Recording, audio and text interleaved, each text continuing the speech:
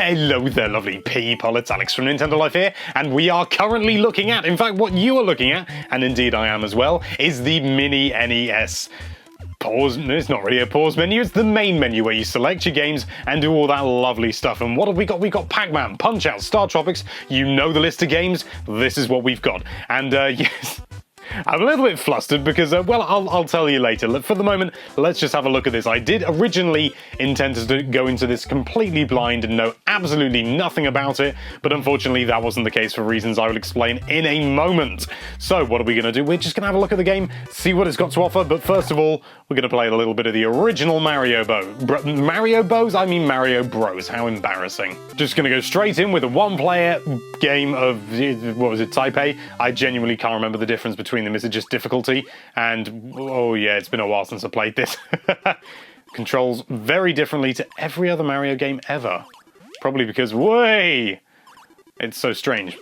And the emulation does appear to be pretty spectacular, it has to be said. There's no, I can't see any problems per se. Knock you over. I've got to get this little sucker. I don't remember everything being this slidey on here, but maybe it was. Whoa! He's become a little Speedy Gonzales down there. That coin comes back up, doesn't it? I lose the coin? Oh no, the fireball's coming down to get me. You get the idea, it's Mario Bros. What do you expect? It's the original Mario Bros. Before they became just so super.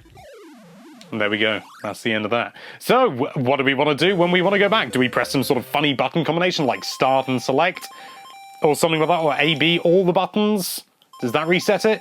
No, do you know what we got to do to reset it? We've got to go down to the unit, which is literally just down here, because the cable, that is the cable for, in fact, I just realised you can't really see that in shot, so I'm going to have to zoom out and show you the full shot.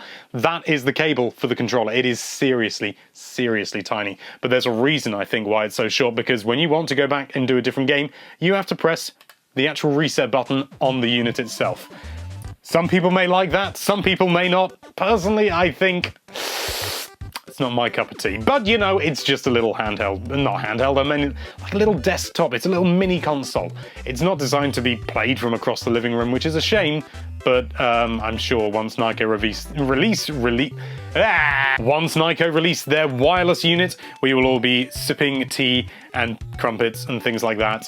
And it'll all be lovely. And maybe there will be an extended, you know, lead or something released. I'd be surprised if there wasn't, you know, just to try and get a little bit more out of you. So let's have a look at it. You know, no, let's not look at it side by, because realistically, chances are you've seen all of these games before, so let's have a look at the menu. So what sort of display options have we got? Well, we've got the CRT filter, we've also got the Pixel Perfect, as well as the standard 4:3. So let's have a look at the CRT filter, because I think that's going to be the most notable one. So you just saw Excite Bike. This is Excite Bike with the CRT filter. It does make everything kind of soft, but I think that's kind of the point. Let's have a look. Oh yeah, that is, do I have to do anything else? I don't think I've ever actually played the original Excite Bike. Here we go. No, yeah, okay, no. I'm controlling, and yeah, that looks soft, like it's on a CRT. You've got very subtle scan lines going on there. But you know what? I didn't buy this 1080p screen to play these games with a CRT filter on them. Do you know what I mean? Do you know what I mean? No, maybe you like this sort of thing. Who knows? Also, I'm playing terribly. But what about Pixel Perfect? Well, let's have a look at that as well, shall we? So how do I get back into that? I suppose just press A on it again.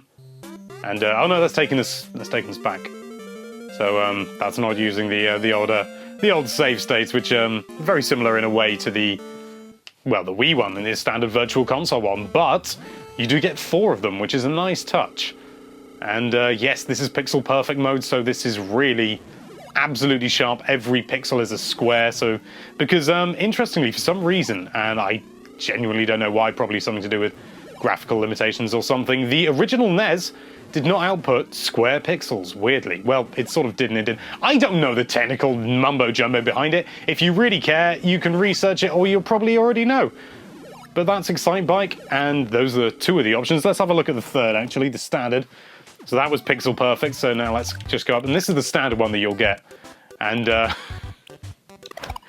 reason I'm a little bit flustered, I will go into while I'm playing a bit of Excite Bike, is when I first hooked all this up, it didn't like it. My capture card was not having any of it. It didn't take any sound. The output was really low. For some reason, the output was incredibly low. In fact, everything was really soft, even more so. It was like 480p or something, which I believe is the lowest HDMI can do, but I'm not so certain about that, not 100% sure.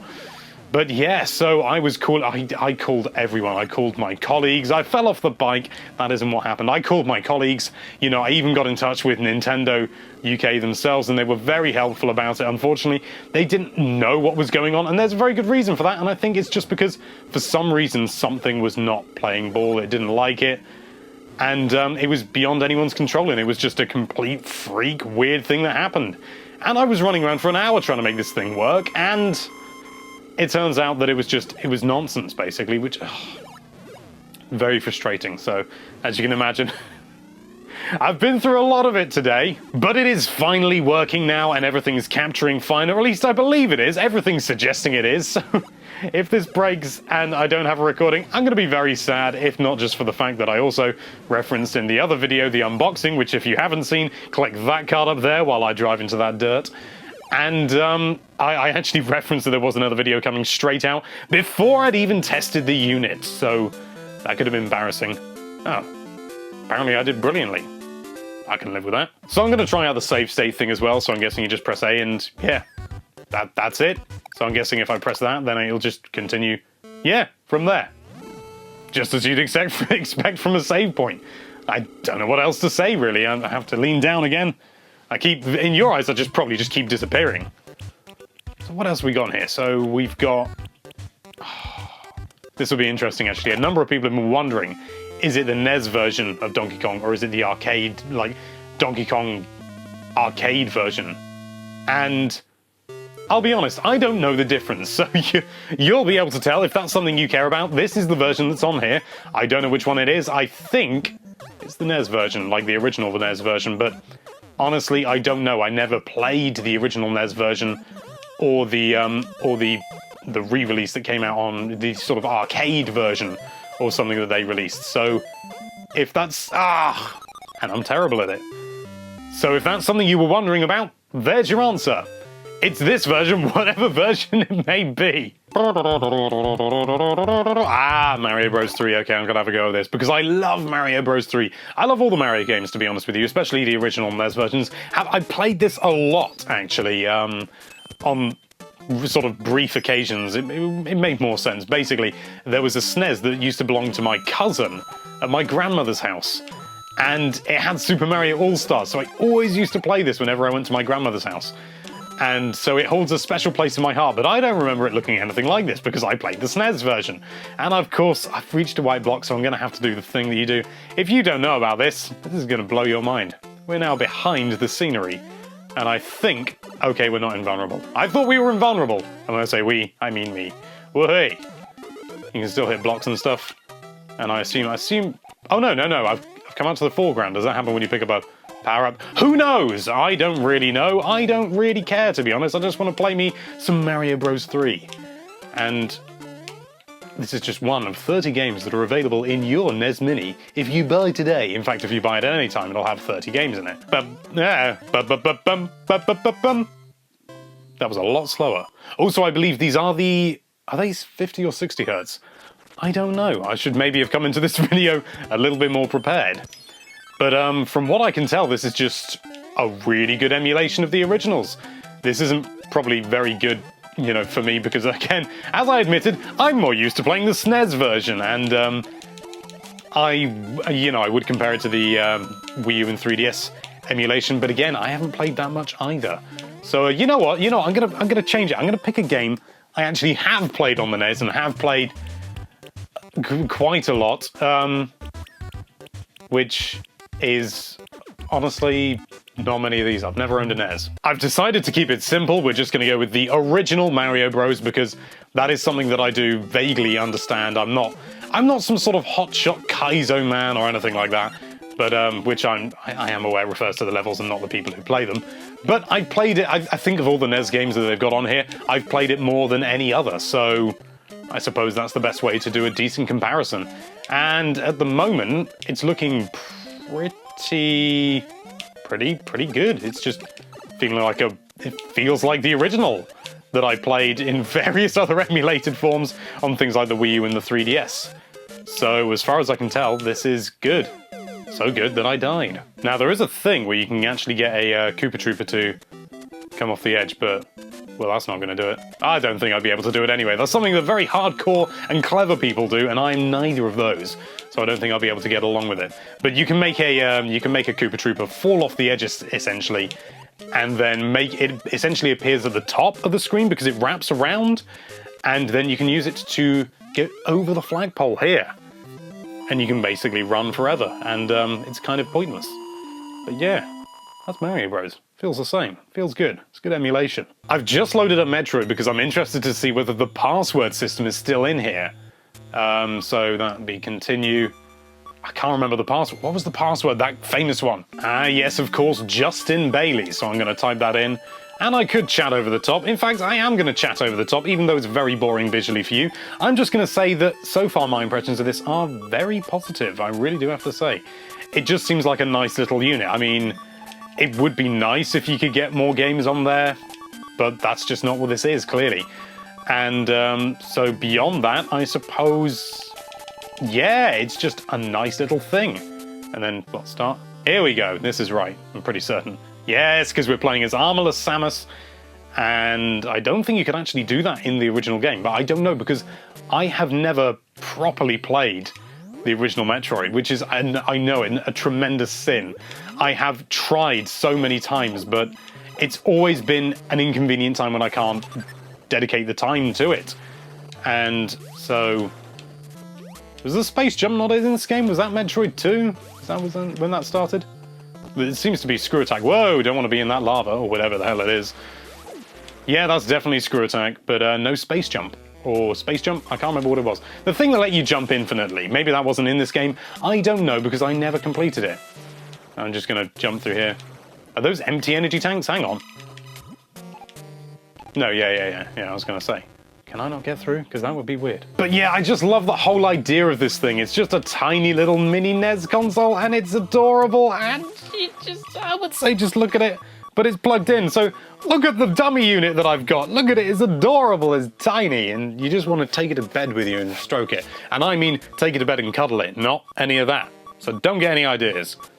Don't do that to your tech. That thing's gonna kill me. I can't kill it for some reason. Let's go down. Whee! And through we go. So yeah, I know I'm kind of a cheater for doing the Justin Bailey thing, which is, I think, quite literally a cheat. But you know what? I don't need your judgment, because I wanted to enjoy the game briefly and showcase it for you lovely people. And if that means typing in Justin Bailey, then shoot me with a Samus beam. What does she have? Wave beam? Ice beam? Why can't I get through? What's going on? I'm just gonna die. That'll do. Sad times. You know what? I'm not finished. Let's round this off with a little bit of Kirby's Adventure, which is a game I know pretty well, but only because of Kirby Nightmare in Dreamland. Is it Nightmare in Dreamland? I'm pretty sure it is. The GBA remake. And I played that to death. I loved that game. And yeah, here we go. It must have been Nightmare in Dreamland, yeah, because it was on the GBA, and it was before they did all the Amazing Mirror and stuff. And I love Kirby. And this was the first game that introduced all of the different powers and absorbing and things like that. Because I loved the original as well on the Game Boy, but it didn't have all the powers, and that became something so quintessentially Kirby that it just, you know, it's almost a crime not to have it. But then again, it was sort of made before it was even a thing, so I will supposedly let them off. What I meant to say is I suppose I'll let them off. But I ruined it. It's so nice to be able to go back and play all these games that I admittedly haven't really played before, and so for me, that's most of the appeal. Is I didn't press A. That's most of the appeal, because it's all these games, all these classic, fantastic games, 30 of them in one little unit with, admittedly, a very short cable, but again, I'm sure there are workarounds that we can work out. And just to be able to play them and enjoy them, you know, all these games that I never would have played before, and by actually buying them, I feel like they're worth more, in my mind, they're worth more than just, like, you know, I'm gonna say it, emulating them or something like that. It's just, you go and you've bought them, so you feel like you should play them and you should get the most out of them. And that's what I love about games, and that's kind of what I miss, because I get so many games just given to me for, you know, which is great, but I don't think I appreciate them in the same way, which is really bad. But anyway, that is the Nintendo Classic Mini as it's known over here, or the NES Classic Edition, or whatever it's known as in your territory, because Nintendo couldn't decide on one name for some reason, and I really like it. If you didn't get that, then you've clearly not been paying attention to the video. I really like it. Do I think it's worth the money? I would say yes. If you want to do it legitimately, you want to play these games legitimately, yes, you can emulate them illegally and do the whole piracy thing, but I don't think you should. Is it as good as playing it on the original system? Probably not. There are probably some things that people don't like about it, but if you want to use it on a modern display, this works. It's HDMI, it's lovely. The controller is, if I can lift the whole system up, because I have to, the controller, you know what, I'm just going to show you the other controller, because for some reason I got sent to. It's basically exactly the same. As far as I can tell, it is exactly the same as the original controller, only it's not worn out, it's not covered in muck. Honestly, this thing is a lovely device. I love it to pieces, and it's with a very heavy heart that I have to send this off to one of my colleagues to do some written review. Damo. But anyway, thank you so much for watching, and thank you for putting up with my rather rambly ramblings that for some reason, I don't know, I just flustered. And so I'm rambling, and I don't know whether this video is even going to be any good, but if you like it, thank you, and thank you so much for watching. If you like this video, then why don't you make a ridiculously short cable for that subscribe button, and be sure to check out nintendolife.com for all sorts of lovely Nintendo-related content. Thank you again for watching. Bye-bye.